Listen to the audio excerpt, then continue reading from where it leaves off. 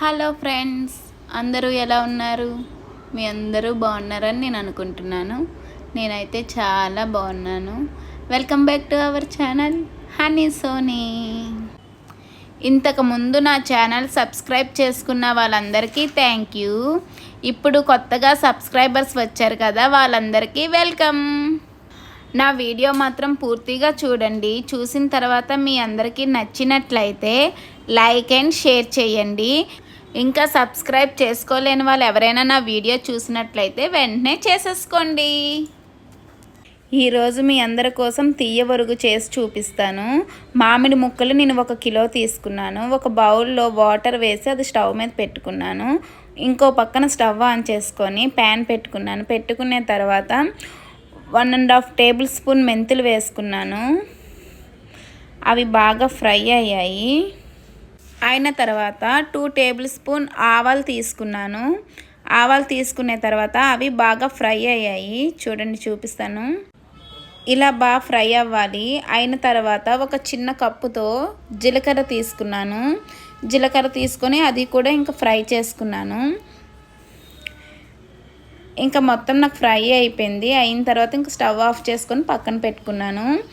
First stove మీద water పెట్టుకున్నాను కదా, అది బాగా బాయిల్ అయ్యింది. వాటర్ అయిన తర్వాత ఎండిపోయిన ఈ తీయరుగు ఉంది కదా, ఇది అనేది ఆ వాటర్లో వేసేసుకున్నాను. వేసేసుకొని ఒక 10 మినిట్స్ వరకు కలిపేసుకొని అలా ఉంచేసుకున్నాను.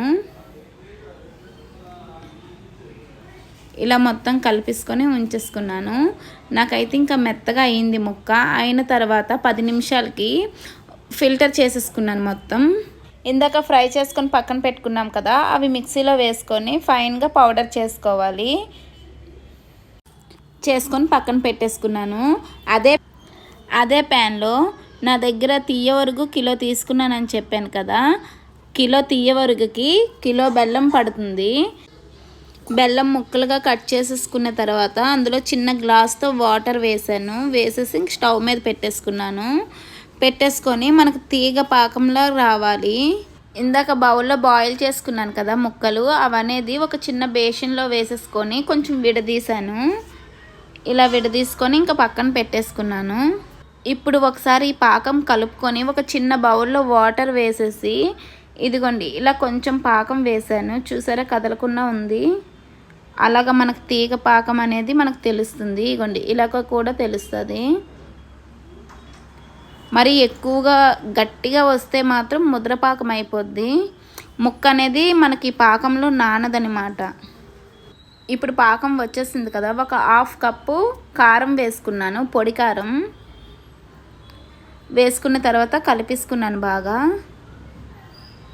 కలుపుకునే తర్వాత మనకి టేస్ట్కి సరిపడేలా ఉండాలి. 1/2 టేబుల్ స్పూన్ సాల్ట్ వేసుకున్నాను. వేసుకున్న తర్వాత ఇందాక పౌడర్ చేసుకొని పెట్టుకున్నాం కదా మిక్సీలో, ఆ పౌడర్ అనేది మొత్తం వేసేసుకున్నాను. వేసేసుకొని ఇలా కలిపేసుకోవాలి.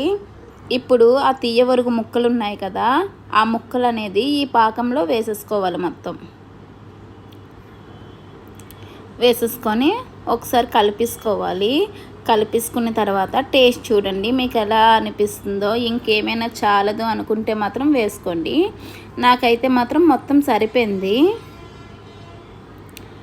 వేసేసుకొని ఇంక ఇలా కలిపేసుకున్నాను మొత్తం. ఇప్పుడు ఇంకా ఒక బేషన్లోకి తీసేసుకున్నాను. బాగా వేడిగా ఉంది. బేషన్లోకి తీసేసుకొని ఇంకా అలా ఉంచేసుకున్నాను. అది చల్లగా అయిన తర్వాత ఒక ఎయిర్ కంటైనర్ బాటిల్లో వేసేసుకొని ఉంచేసుకుంటే మనకి 1 ఇయర్ వరకు ఉంటుంది. కానీ అంతవరకు మన ఇళ్ళల్లో ఉండవు కదా, మనం ఇది ఉట్టి నోటితో తింటూనే ఉంటాం. మా ఇంట్లో అయితే మేము అలానే తింటాము. నేనైతే టేస్ట్ చూస్తున్నాను. నాకైతే అన్నీ బాగా సరిపోయాయి. నా వీడియో మీ అందరికీ నచ్చింది అనుకుంటున్నాను. నచ్చినట్లయితే please do like, share and subscribe for more videos. Thank you.